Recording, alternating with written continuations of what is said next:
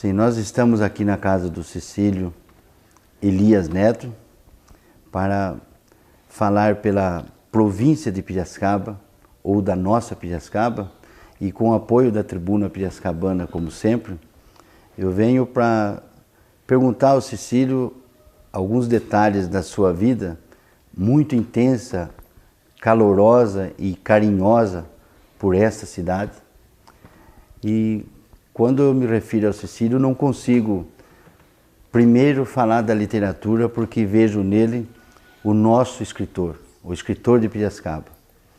Felizmente, Piracicaba o reconheceu já há muito tempo, mas deveria tê-lo feito muito mais, com mais intensidade, porque ele é, para mim, o Jorge Amado da Bahia, aquele que cantou a Bahia de Todos os Santos, e agora precisaria, como está fazendo, cantar Piracicaba de todos os encantos, e de todos os amores, e de todos os cantos.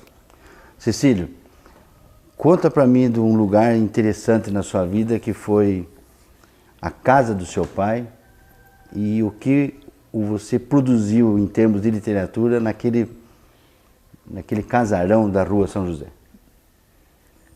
Bom, obrigado pelas palavras, obrigado à TV Unimep, ao ICEM também, à Tribuna. Fico sensibilizado com essa série que vocês pretendem fazer. E isso agora passa a fazer parte dessa paixão que eu tenho para encerrar os meus dias, encerrar os meus tempos, contando e cantando Piracicaba. Evaldo, eu acho que eu comecei a casa dos meus pais, para mim é aquela marca que ninguém escapa. Eu costumo dizer o seguinte, que nós não temos ainda a dimensão do significado do passado em nossas vidas.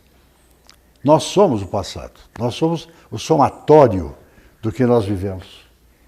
Entende? Então, tudo, o passado, veja bem, eu acho que é a única coisa que existe, o passado. O presente é algo que está passando. Amanhã ele já é passado. Então, hoje passa-se amanhã. E eu vou lembrar do quê? Do que aconteceu hoje, eu vou me nortear na vida pelos acontecimentos anteriores. Eu acho que com a família pobre que nós éramos, mas tinha uma formação aristocrática por parte de minha mãe, que ela tinha sido muito rica, havia, sabe, um refinamento cultural, artístico, que aquilo foi me contagiando desde pequeno. O meu pai tinha um restaurante ali onde é um café, ali onde está hoje o Banco Santander, já que eu falar de lugares. Então eu nasci ali, que eu costumo dizer, no umbigo da noiva da colina. E meu pai recebia muitos homens da maçonaria, e eu me recordo que com uns 3, 4 anos eu já ficava ali, ouvindo o que eles falavam. E eles só falavam de Piracicaba. Então eu conheci Mário Neme, conheci João Chiarini, conheci Júlio Dil, Jacó Dil Neto, Leandro Guerrini, todo esse pessoal, bem mais velho do que eu, que eles foram me contaminando com essa história de Piracicaba. Eu acho, veja bem, que eu comecei a escrever ainda nos primeiros dias que eu fui alfabetizado. E foi pelos meus pais. Quando eu entrei no antigo curso primário, eu já estava alfabetizado. E a minha delícia era ler gibi e reproduzir, ficar contando história, aquela coisa toda. E na casa dos meus pais, então comecei ali na rua, na esquina do Santander. Depois nós mudamos para quase um casebre, quase em frente ao Cine Broadway. Isso eu fiquei lá até uns 8 anos, 9 anos. E ali eu já lia, ali eu já tentava rascunhar. Eu me recordo que eu ia ao Cine São José, com 8, 10 anos, para assistir filmes musicais. Eu sentava na primeira fileira, levava o caderninho Então eu ficava olhando, eu queria aprender, porque não tinha dicionário. Nós éramos tão pobres que nós não tínhamos dicionário, não tinha nada disso. Então eu ficava ali, paixão, rima com coração. Tá, e daí entrou o assunto do primeiro livro Na Casa dos Pais, que não foi publicado. Qual é esse livro? Esse livro, eu comecei a escrever, eu tinha uns 14 anos, eu terminei um romance. Sim, um romance. É o romance da qual adolescência. Qual era esse romance? Era Estela Estrela. Oh, que beleza. Né? A moça chamava-se Estela, ela morre no fim, a tragédia do adolescente, né? E já era um adolescente apaixonado. Já. Por Piracicaba também. Por Piracicaba e por tudo.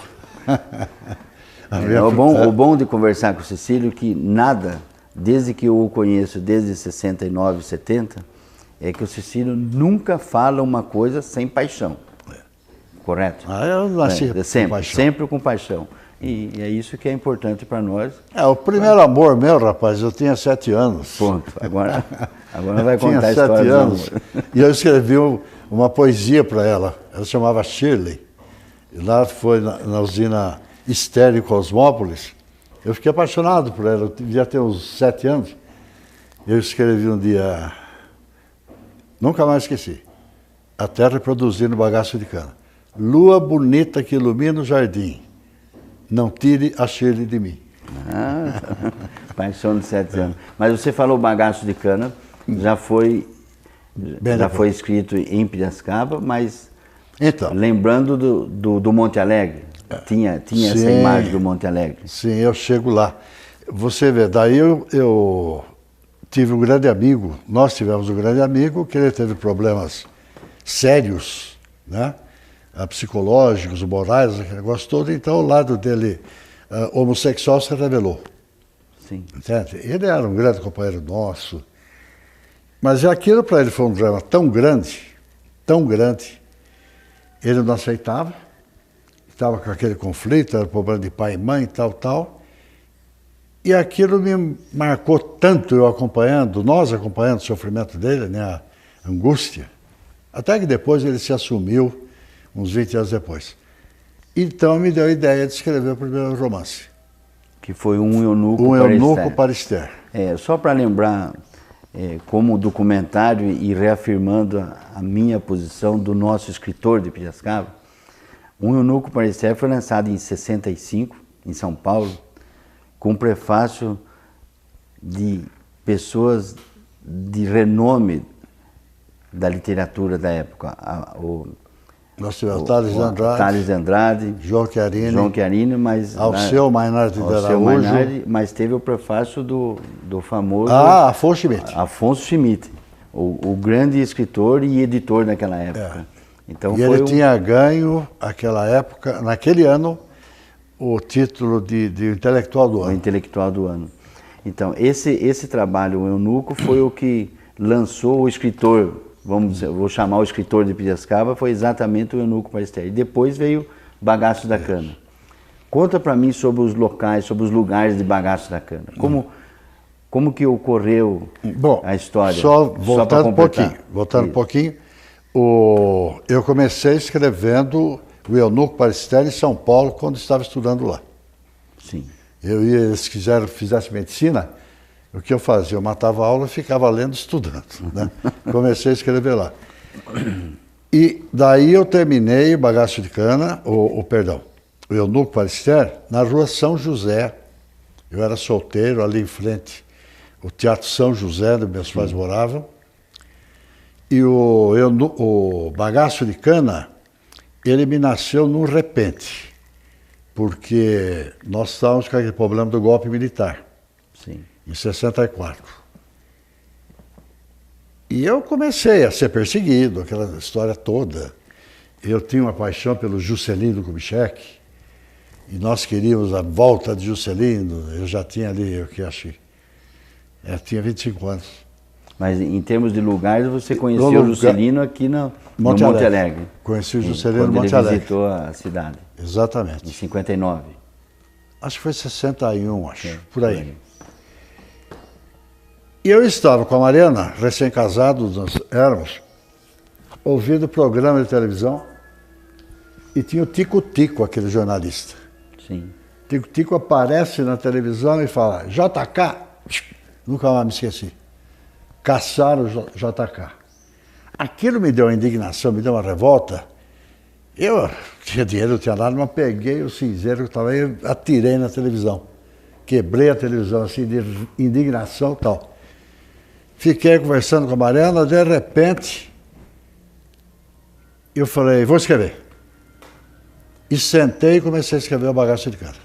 Olha só, a inspiração veio assim, a renúncia do Juscelino. Puf! E eu tinha já minhas informações sobre o Monte Alegre, sobre aquelas crises dos canavieiros. Sobre o trabalho escravo também. Trabalho escravo. Sim. É. Então esse foi o tema, né?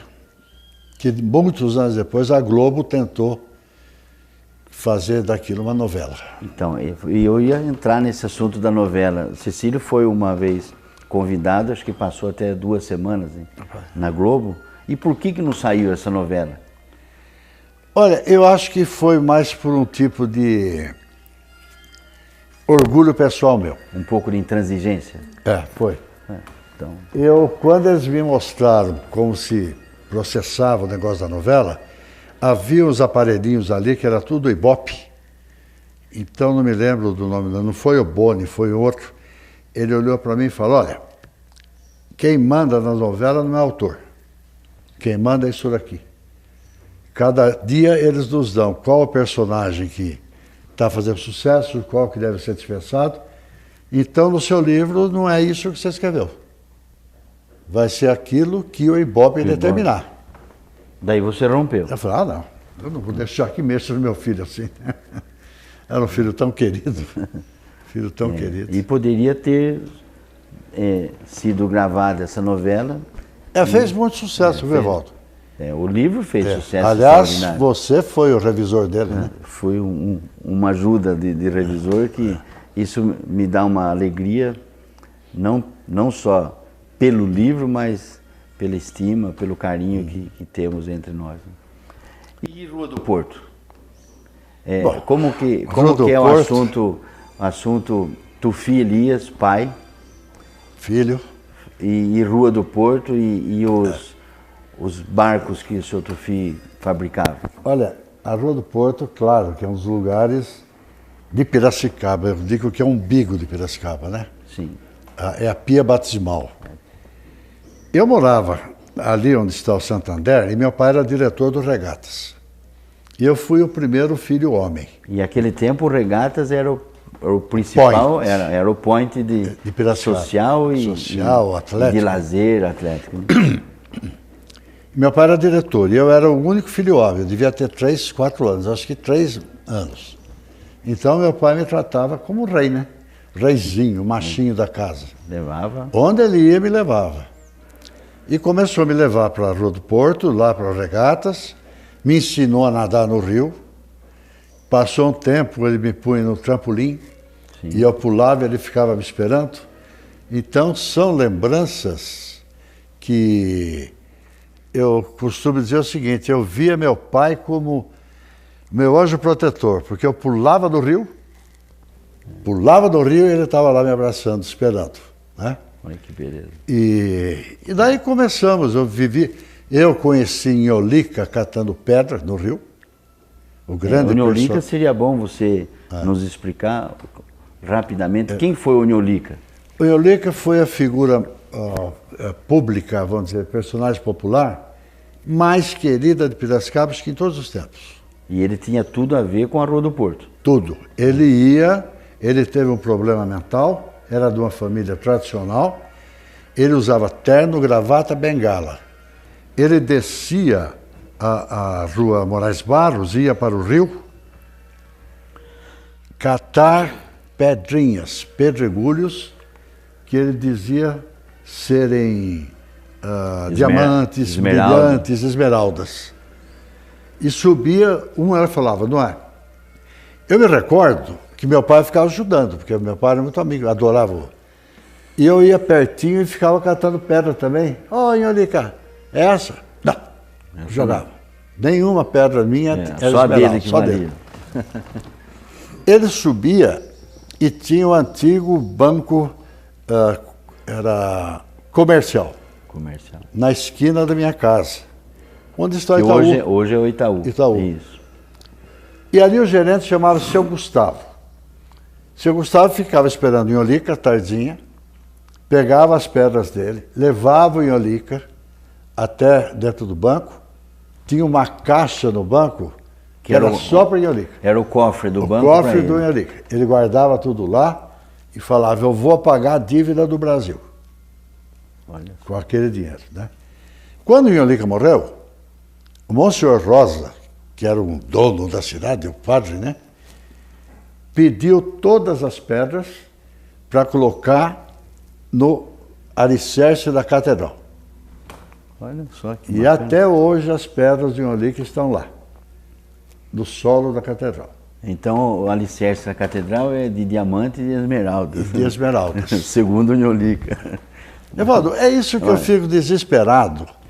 De Piracicaba, não cultuar, não lembrar, não saber de coisas que são verdadeiros tesouros. Agora, contestando um pouco, esse trabalho do escritor Cecílio, do jornalista, do historiador não é o nosso caso, mas deixa para os acadêmicos. Mas o que vem sendo feito, você já não acha isso que é um começo de tudo isso, dessa atenção, ou falta uma atenção mais do poder público que também tem dado alguma coisa? Não tem dúvida. Eu acho o seguinte, que a cultura não pode ter a intromissão da política. Do poder público. Do poder público. Ela tem que estar livre. Nós temos que ter uma política cultural. Sim. E não uma cultura da política. Sim. Agora, então, a política cultural, ela tem que se voltar para as raízes de uma cidade, do local. Nós estamos com o problema da globalização, que é um problema, não é solução. A globalização, eu me recordo que eu fui entrevistar reitores das universidades brasileiras nos anos 90 e eles me alertavam. A globalização vai trazer a fragmentação. E é o que aconteceu, né? E aconteceu, está trazendo um nacionalismo muito forte, trazendo a volta para as raízes. Entende? Então, se o poder público não entender que é hora das raízes, que é hora de... não é recuperar, porque elas estão aí. É hora de deixar que brotem, deixar que... Vamos ver o que são essas raízes, então Piracicaba vai se transformar numa cidade industrial qualquer. Tá, e falando também de lugares que é a nossa preocupação. Você é católico fervoroso, sempre foi, líder de cursilho, e a Catedral de Santo Antônio em si, aquele prédio, como é que foi a sua vida ali? Eu me lembro de quando você esteve lá para batizar a... Patrícia? Não, a mais nova. A Karina. Karina. A Karina, então eu me lembro muito bem. E essa ligação sua com aquele espaço, catedral ou São Benedito, como que era a sua presença na Igreja Católica em relação a lugar? Eu gostei dessa intervenção porque essa questão de religião é muito marcante na minha vida. Sim. Meu pai, por exemplo, era maçom devoto de Nossa Senhora. Sim. Falava que Jesus Cristo era primo dele. Sim. Entende? Minha mãe devota a Nossa Senhora. Eu cresci nesse ambiente que eu diria que é quase sincrético. Muito religioso, sim, mas sem uma estrutura religiosa, né? Doutrinal. Eu estudei com a Assunção, minhas irmãs, depois eu fui para o Dom Bosco, e eu comecei a me rebelar. Na verdade, eu sempre fui inquieto, né? Sempre fui. Sim. Eu comecei a me rebelar com aquelas histórias, aqueles dogmas. Certo. E eu não aceitava aquilo, não aceitava, eu era garoto, mas não aceitava. E no final me afastei. Me afastei e caí na juventude comunista, quando fui para a faculdade. Então eu passei a ser um opositor à igreja, opositor aos padres, opositor a Dom Aníger, mas eu sentia a ideologia comunista, aquele negócio doutrinário, aquilo não me preenchia. Mas eu não sabia o que faltava. Até que por um acidente eu fui fazer o cursilho. Sim. Isso com o apoio do Dom Anísio. Não. Não, ainda não. Foi um episódio... Um episódio... O não, mas o Dom Anísio já era o bispo. Já era o bispo. É bom lembrar que nós estamos tratando de Dom Anísio Francisco Maria de Melilo, que foi talvez o bispo que mais permaneceu em Piracicaba, né? E também é o mais E também uma santo. figura, uma figura extraordinária que eu conheci tão bem que na casa dele, ali na Rua Governador, um dia fui tirar uma foto dele, esqueci de tirar a tampa da máquina. E ele tinha já tirado todas as vestimentas, os paramentos, já tinha tudo eliminado. Ele colocou todo, paramentou-se de novo e me atendeu de novo para a foto. Então é um registro que eu faço com muito carinho de Dom Anísio. Eu tenho aqui em casa a foto do Dom Anísio junto com meus pais. Olha lá, tá vendo? Tá ali. O Dom Anísio foi o meu pai espiritual. Sim, e daí a catedral passou a ser um ponto para a sua vida ali, por causa do cursinho. Não, eu já... Tem também o seminário lá do Tem Nova o seminário Suíça. Seráfico, Perdão. o seminário diocesano lá de... que é na Nova Suíça. Isso.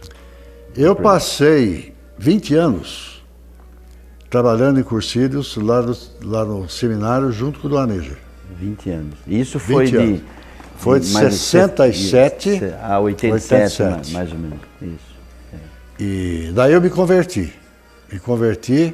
mas eu continuei rebelde, quer dizer, eu falei, olha, estou convertido, mas eu não aceito esse negócio de virgindade daqui, não sei o que lá de lá, sabe? Sim. Então aquilo para mim eram mitos, quer dizer, então vamos respeitar como mito. Sim. Né? Como mito. Agora, é difícil, né? Muita coisa. Então, eu continuei desse jeito, tive crises religiosas, mas não perdi a religiosidade, a espiritualidade. Entende? Agora, você se lembra assim desse local da catedral, como é que ela foi? Você tinha uma certa idade já? Não, eu me lembro. Quando começou me lembro quando o Dom Ernesto de Paula, ele derrubou a matriz de Santo Antônio, porque eu morava ali, para construir a catedral. É um local que ficou gravado para você. Ficou gravado. Aquele centro. Evaldo, é uma coisa impressionante, eu sempre agradeço a Deus a memória que ele me deu. Tá, e o prédio onde era o Hotel Central, você se lembra bem do prédio? Totalmente. Onde foi assassinado? Porque nós ficávamos, a casa, o restaurante, o café do meu pai, ficava bem em frente ao hotel. Para mim, aquilo significava como se Almeida Júnior tivesse morrido aqueles dias. Sim. Porque sempre que eles falavam do hotel, eles falavam do assassinato de Almeida Júnior. Eu cheguei, quando garoto, a procurar se tinha sangue no chão. Olha o que é a vontade de conhecer. E vou dizer mais, eu tenho no meu jardim, ali, a placa Praça da Catedral, que estava no Hotel Central. Então é um que ficou marcante para você. Marcante. O Teatro e o São Benedito, lá o prédio onde era a rodoviária, porque ali foi uma estação rodoviária antigamente. Não era, era um ponto de ônibus, né? Ponto de ônibus. Antes de existir a rodoviária. Ponto de charrete.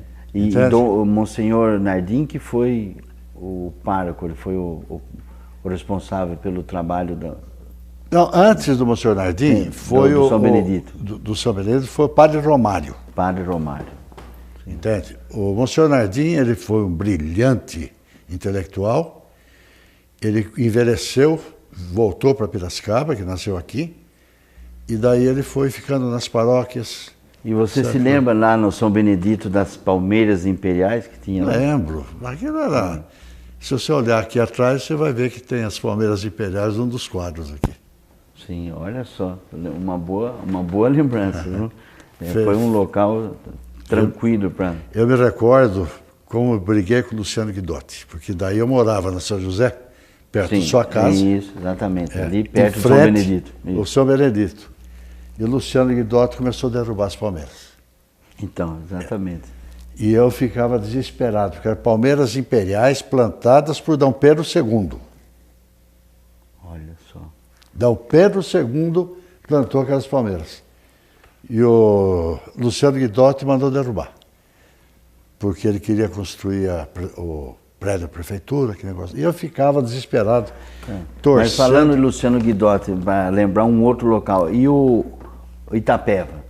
Você chegou a nadar ou a pular na água do Itapeva, ou passar? Eu cheguei a nadar, pular, e eram pontes que peguei atravessavam febre tifoide ali. E eram pontes ali, por exemplo, Moraes Barro era uma ponte que tinha só? Era uma pontinha só, era uma ponte. Não era E Piracicaba, praticamente, no meu tempo, ela morria na rua Benjamin Constant. Para ter uma ideia, Benjamin era a zona de Piracicaba. Sim. A rua Benjamin. Sim. Né? Depois tinha aquela ponte que levava para o Bairro Alto, até o Bom Jesus. Sim. Entende? E depois toda essa região Mas aqui era chácara. falando em zona e passando para um outro local, daí Ripoli fez a Ripolândia. Hã? Não, o Ripoli não fez a Ripolândia. Não, foi o loteamento. É. O que é aquele local que chamavam de Ripolândia? Que é na saída para Tietê. Aquilo lá é o seguinte, houve um loteamento Sim. feito pelo Ari Coelho, pelo Mari Stolfi, e não me lembro mais quem, naquele local que eles chamaram de Jardim Brasil. Jardim Brasil. E o Ripoli, ele era um grande empreendedor. O que ele fez? Que nem ele fez a Cidade Jardim, ele construiu a primeira casa para vender. Certo. E a coisa não ia. Ele vendeu para a Ditinha vereadora. Sim. A Ditinha vai, com o tempo, vende para Ruth Mansur.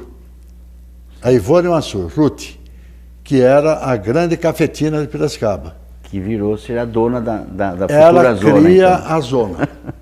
Ali começa a zona. Então vocês vejam aqui de locais, falamos aqui com o Cecílio, desde a Rua do Porto, o Rio Piracicaba, a Catedral de Santo Antônio, a casa em que ele escreveu os seus primeiros trabalhos, e que como escritor de Piracicaba, hoje nós estamos num local que já não é mais do Cecílio, aqui já é nosso. Toma essa liberdade de falar, porque fico muito feliz com isso. Hoje esse local, que é a casa do Cecílio, vamos dizer assim, que é a casa do escritor de Piracicaba.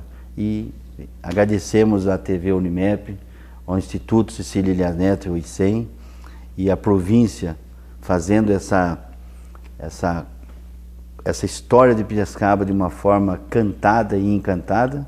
E deixo aqui meu abraço para o Cecílio, encerrando essa. E lembrando a participação muito forte da tribuna. E lembrando que a tribuna também sempre apoiou e apoia, e contamos sempre com a imprensa de Piracicaba como um todo. Então, aquele abraço. Um beijo. Querido.